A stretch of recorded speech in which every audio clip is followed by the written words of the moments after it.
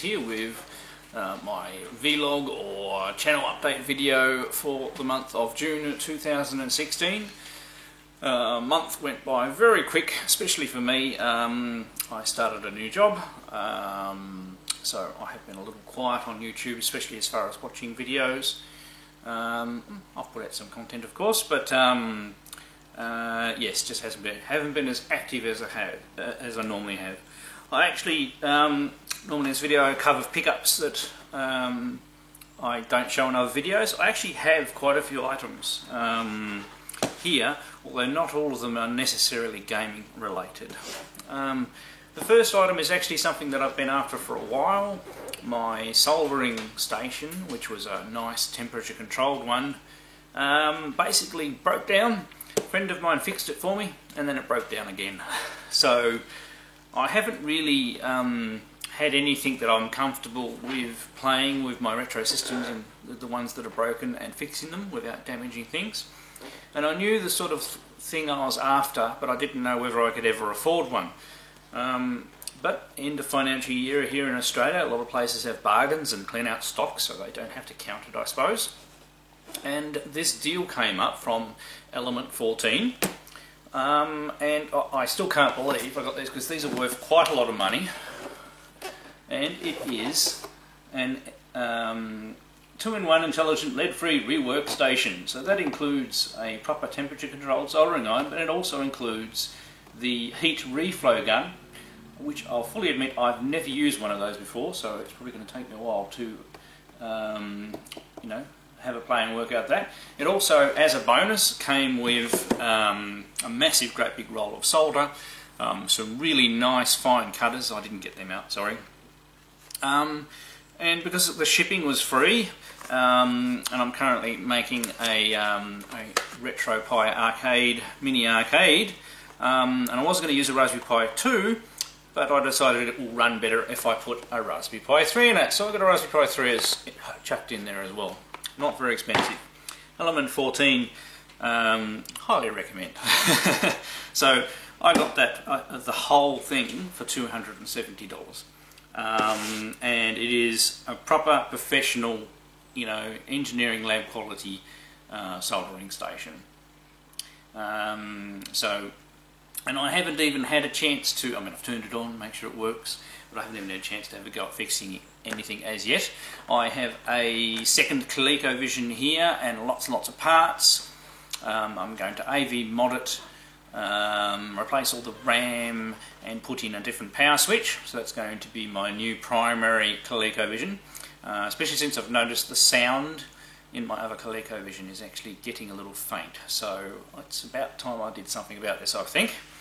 There's also another board you can add on. You take out the video chip and you put an F18A board in, but they're actually quite expensive. I'm not sure when I'll be able to afford to do that, especially after spending the money on that soldering station. But anyway, that'll probably be one of the first things I tackle with the soldering kit, and I really should get on to doing that, because I do like my Coleco. Now the next thing is actually a Kickstarter package that I backed.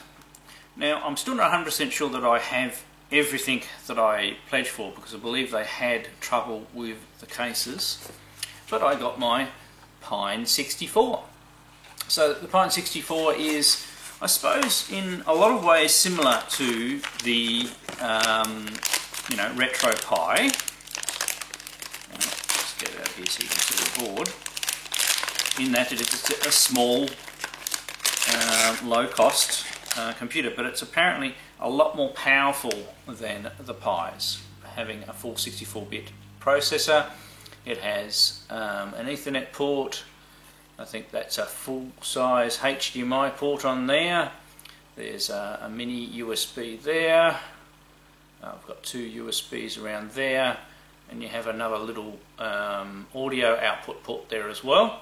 It's also got some bus lines on top of it, because I mean, I haven't had it very long, and I haven't had a chance to go out and get a, it needs a micro SD card, and I don't actually have any at the moment, so I haven't had a chance to fire it up yet. I've got a couple, but they're too small, so they're probably too slow as well. So let's put that away. Now, I did get one of the other things I ordered with it. So there's a little push button that we can solder on as well as a backer, and also this is the sorry, just being careful here, lots of pins. This is a sensor add-on board for the Pine, so you can pop that on there and you have lots of pins where you can wire things up, and a few buttons and things like that. So it's just so you can have a bit of a play and, you know, hook a few devices up there. I actually have quite a few Arduino sensors and things like that I can, you know, have a go at hooking those up and see what I can do with it. But seriously, it's not going to go very far until I get a micro SD card before I can fire it up. So it may or may not do a video on that when I get it up and running. I'm sure plenty of other people will beat me to it. As I said, still, I'm not going to try and package that up now. Still, you know, new job and everything like that. And I actually, I'm not working from home anymore. I'm actually working on site. Star Wars tea. Yeah, so by the time, and it's winter here at the moment, so by the time I get home it's pitch dark and you don't feel like going outside the house, out to my games room. So haven't been out here a tremendous lot lately. And I haven't even been playing very many games either. I have been doing some programming, things like that. Now, one more pickup. No, I actually didn't get Uncharted 4, and I am intending on getting that, but because I haven't been playing many modern games, I haven't been looking. But I did pre-order this one, and I still haven't played it, but my youngest daughter most definitely has, and she was extremely delighted when it showed up. And it is Lego Star Wars Force Awakens. I got the Deluxe Edition. It came with a little mini Lego kit and, yeah, a bonus Finn figure as well. I'll show you a picture of that, because when I allowed my daughter to open the outer box, and she immediately grabbed this and put together the Lego Lego ship and the minifigure, and she's put it in pride place in her bits and pieces of Lego. So I've just taken a picture, which I'll pop up there, showing you how proud she is of it. She just got in and played the game straight away. I actually haven't watched her playing it very much because I want to, you know, have a go through myself and enjoy the humour and everything like that. It comes with, not that I've done it yet, Phantom Limb level pack, Droid character pack, and an Empire Strikes Back character pack as well. So I need to go in with the codes and download those. I'm actually looking forward to playing that. I quite like the Lego games. They're more, you know, less serious, obviously, laid back gameplay. And most of the people in our family like playing the Lego games. Probably the most recent times they've played the most would have been the Jurassic Park one. I think every single member of the family's played that one.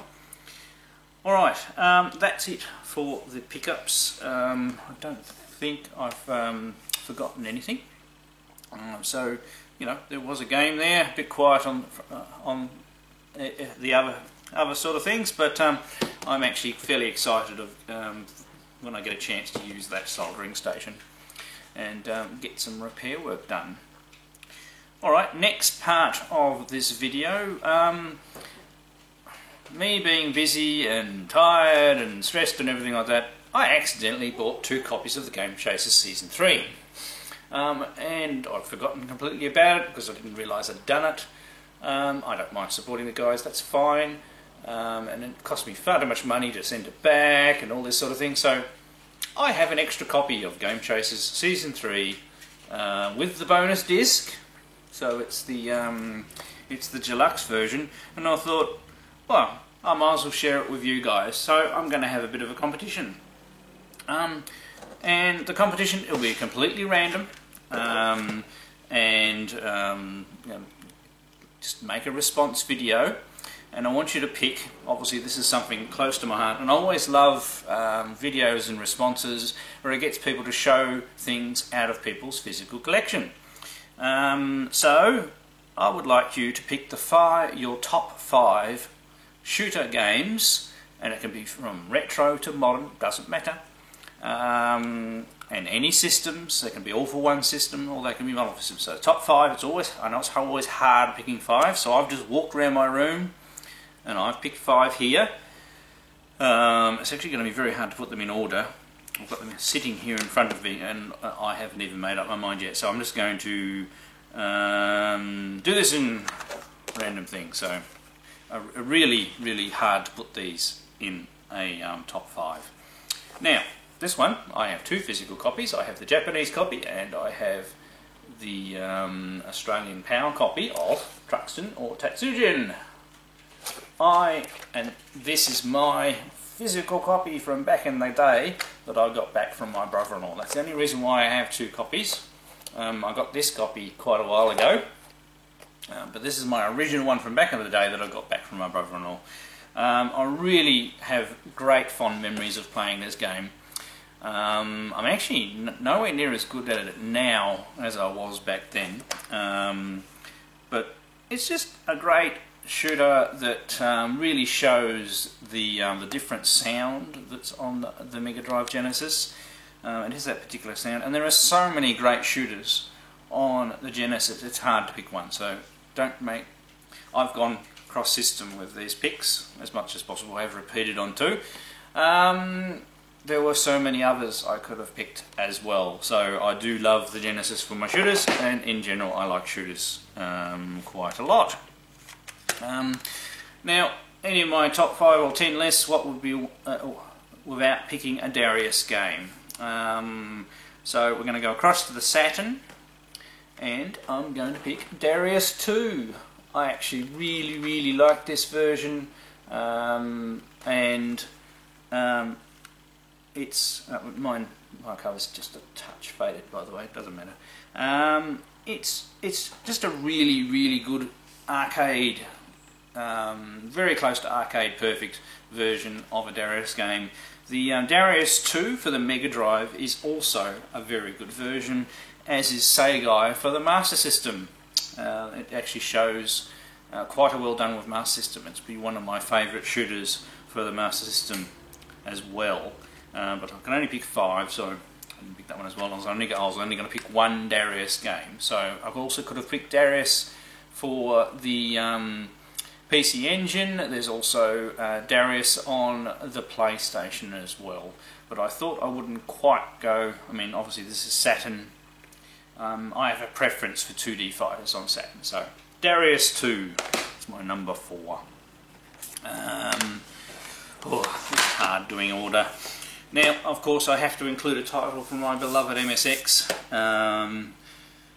I almost picked a LES 2, but instead I decided to go with Space Mambo. It really is a great game, and it's for MSX 2 Plus, so it's right at the the end pinnacle of the MSX range of machines and what could be achieved on the systems. And it's a Konami shooter that's only available on the MSX, and it really is a good game. And it is a sort of continuation of the Gradius series, so this gets me away from trying to pick one of the Gradius games on the other systems, which I would have picked in a heartbeat, including Salamander, which is one of my favourites of the series. But this really shows MSX hardware, what it could achieve if only it had have kept going. And Konami's support for the system was magnificent. I've had a copy of this for a very long time, which I'm glad of, because I probably would not be able to afford to get a copy now, because MSX prices have just gone absolutely crazy. Alright, now we're down to 2. Okay, I'm going to pick this one next. Bullet Hell, Dodonpachi, vertical scrolling shooter.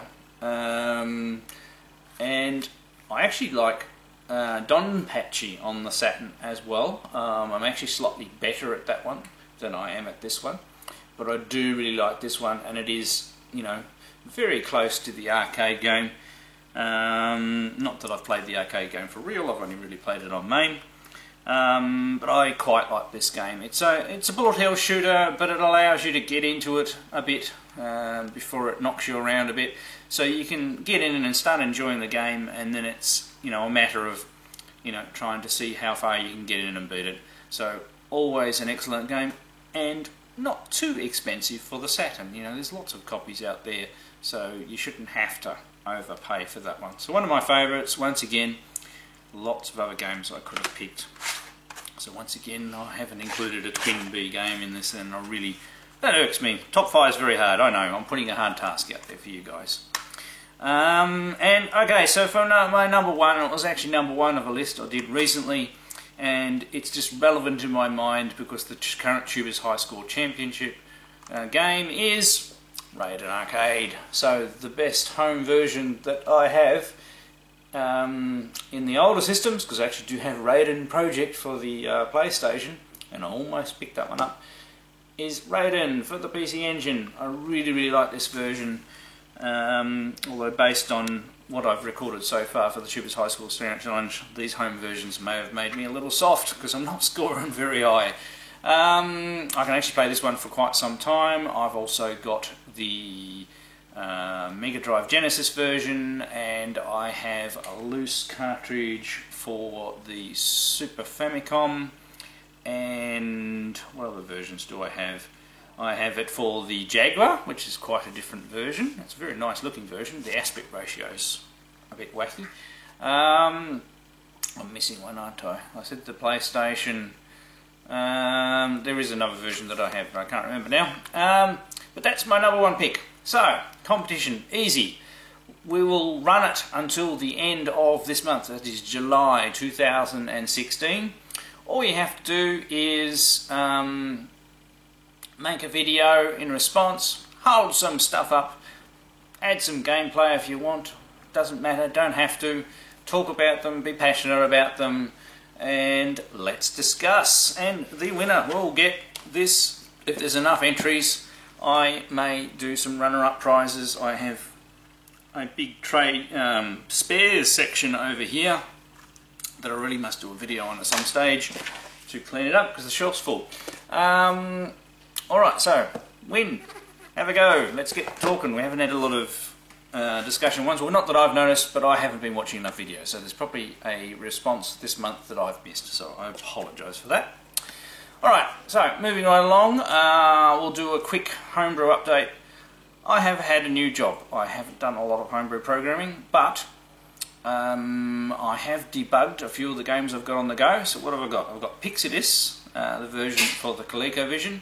It's coming along nicely. It's actually, I found a bug and it's running faster, so that's great.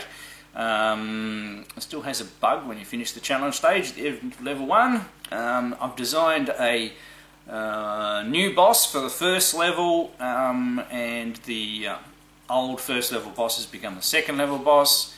I've designed a couple of new enemies just to give a bit more variety and some different attack styles as you progress through the game, but I haven't finished coding those.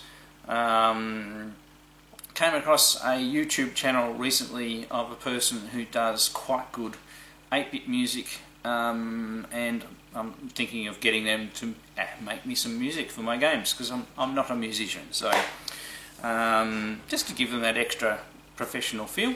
Cavern Fighter for Coleco, and currently will need the Super Game module. The Pixidus does not. It's running, playable. You can't do anything at the end cavern at the moment, and the sound is still broken. I haven't converted it over to the Coleco chip, but that one's progressing along. The Mystery Super Nintendo game that I'm working on, I have made some progress. Still not ready to show anybody how that's going, just having some issues with the engine. Completely different architecture. yeah, messes the brain to learn a little bit, and I just haven't been able to focus with new job and family life and everything like that. So haven't made a lot of progress on that. What other titles? Then we have Sequest 99. Haven't shown anything about that for a long time, but that will be progressed. And of course Berserk for the Coleco and later MSX, and perhaps later all four of those titles may grace the NES as well. I would like to write another title for the NES. Oh, and Media Swarm for the NES should be in production right now, so it should be appearing in some of the trade shows in the US. I do believe CollectorVision's website is still broken. Hopefully they'll get it fixed soon. And as soon as they do, it's going to go up on their shopping cart. So it will just be done in a number of numbers of those that are interested. So there's not going to be any specific numbers, but you know, pre-ordering of that will start soon. I don't think I have remembered any, forgotten anything. But other than that, yes, I will try and keep up with all your videos out there. I may be a bit behind, but I'll get there in the end. But everybody out there, enjoy your games, enjoy your collecting. I'm Electric Adventures. Thanks to all my subscribers. Thanks for watching, and I'll catch you next time.